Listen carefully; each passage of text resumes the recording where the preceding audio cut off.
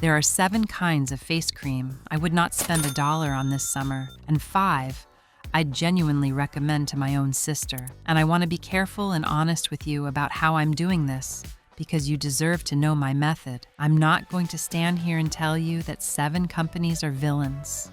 What I'm going to do is far more useful. I'm going to show you 7 things to look for on a label that tell you a cream isn't worth your money, or in one case isn't worth the risk at all, because a brand can change its formula next season. A red flag on a label works forever.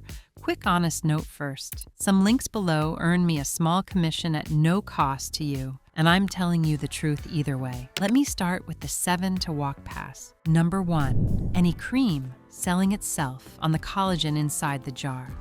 This is simple science, and it settles the question. The collagen molecule is too large to pass through the surface of your skin and stitch itself into the structure underneath. So, a collagen cream sits on top, works as a perfectly ordinary moisturizer, and rinses off. If you want more collagen in your skin, you don't apply collagen, you encourage your skin to make its own, which is what a retinoid and daily sun protection actually do.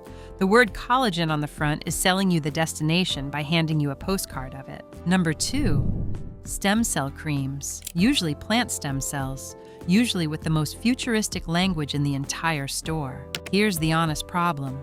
A plant's stem cells cannot become human skin cells, and they cannot survive as living, functioning stem cells sitting in a jar on a warm shelf. What you're buying is a plant extract that may have some antioxidant value, like a great many plant extracts wrapped in language borrowed from a laboratory.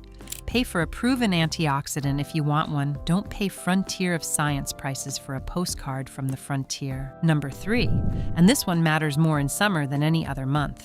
A moisturizer with a small built-in SPF that you're treating as your actual sun protection. Here's the trouble. Most of us apply a moisturizer in a thin, quick layer.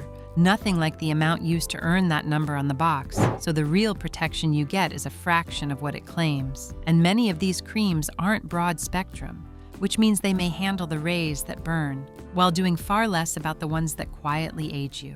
In July, that gap is not small. A moisturizer with a little SPF in it is a nice bonus on a gray day. It is not a summer sun strategy, and treating it like one is how a careful woman ends up with damage she thought she was preventing. Number 4, the heavy winter weight cream you're still using in July. This isn't about a bad product, it's about a bad match. A rich, occlusive cream that felt like a blessing in February can feel greasy and congesting in summer humidity, and a lot of women decide their skin has suddenly turned problematic when really it's just wearing a wool coat in August. You don't need to throw it out. You need to move it to the back of the shelf until October and switch to something lighter for now. Number 5, fragrance-heavy creams, especially if your skin has become more reactive. And after 45, for a great many of us, it has. Added fragrance is one of the more common triggers for redness, stinging, and that tight, irritated feeling. And summer stacks the deck further with heat, sweat, and more sun on your face. A gorgeous scent is a real pleasure. I won't pretend otherwise. Just know you're paying for it in risk. And that risk is higher now than it was at 30. Number 6, any cream that makes an enormous fuss about a star ingredient and then goes completely silent on how much of it is inside. A brand must list its ingredients.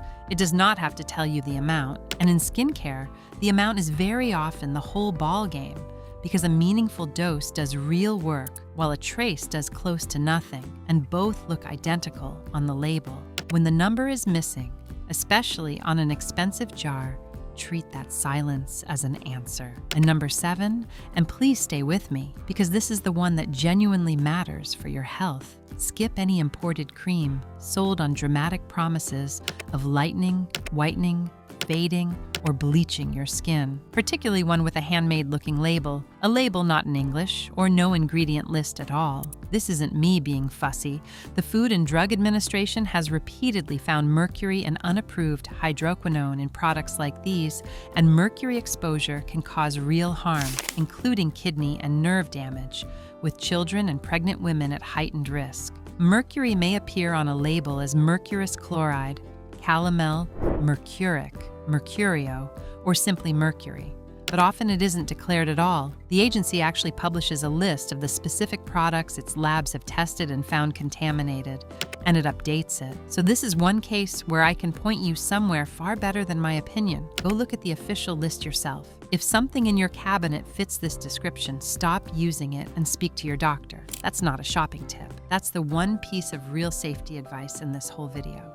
Now let me give you the 5 I'd actually recommend, and you'll notice a theme. They're chosen by what they do, not by what they promise. The first is a lightweight ceramide moisturizer, ideally a gel cream texture for this time of year. Ceramides are the fats your skin barrier is built from, and your skin makes fewer of them every year after about 35. Putting them back addresses the actual change happening in your face, rather than one a marketing team invented. The dermatologist-developed drugstore versions do this beautifully for a fraction of luxury pricing, and the lighter summer textures feel like nothing. The second is a moisturizer with niacinamide. It's a quiet multitasker that supports the barrier, helps calm redness, and gently evens tone over time. It's inexpensive, it's well-studied, it's kind to reactive skin, and it plays nicely with almost everything else in your routine. The third is a retinoid at night. And yes, even in summer. The old advice to stop retinoids in warm months was really advice to be serious about sun protection. And if you're already wearing sunscreen every morning, as I keep begging you to, you can continue. Start low, go slow, pea-sized amount, and let it keep doing the collagen building work that no cream can fake. The fourth is the one I'd protect above all others. A dedicated broad-spectrum sunscreen 30 or higher, worn every single morning and used generously. About a teaspoon for face and neck. If you want the ingredients with the cleanest regulatory bill of health, choose a mineral formula built on zinc oxide or titanium dioxide. This is the most powerful product you can own for how your skin looks at 60, and it's often among the cheapest things in your cabinet. And the fifth is the least glamorous and the most quietly loved. A plain, fragrance-free barrier cream. Short ingredient list, nothing perfumed, nothing performing.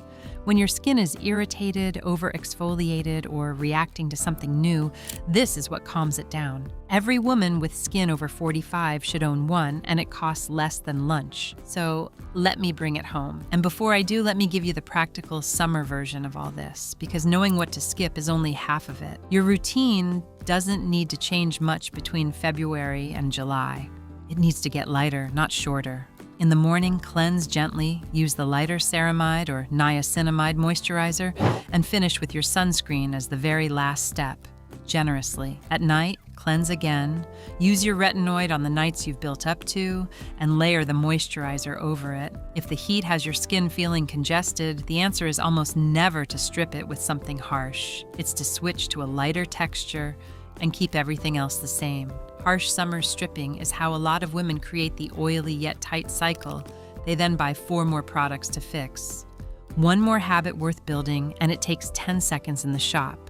Before you buy any cream, turn it over and read the first 5 ingredients. Whatever is listed first is present in the greatest amount, and the list descends from there. If the top of that list is water and a couple of basic moisturizing agents, and the celebrated hero ingredient from the front of the jar is nowhere to be seen until the very bottom, you now know exactly what you're being sold and exactly what it's worth. That single habit, reading the order rather than the advertising, will save you more this year than any sale ever will. So let me bring it home.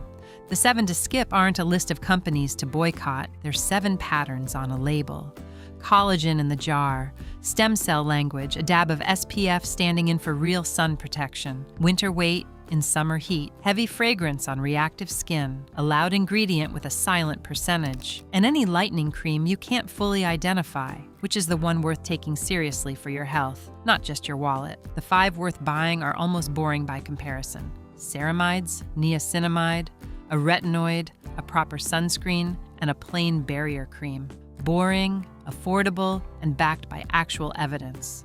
That's the trade the counter never offers you, and it's the better one every single time. Now tell me in the comments, because I read them and I learn from you. Have you ever bought a cream this summer that promised the world and delivered a greasy face? Which one? And was it worth it? Your honest answer helps every woman watching decide what to skip. And if you found this useful, hit subscribe.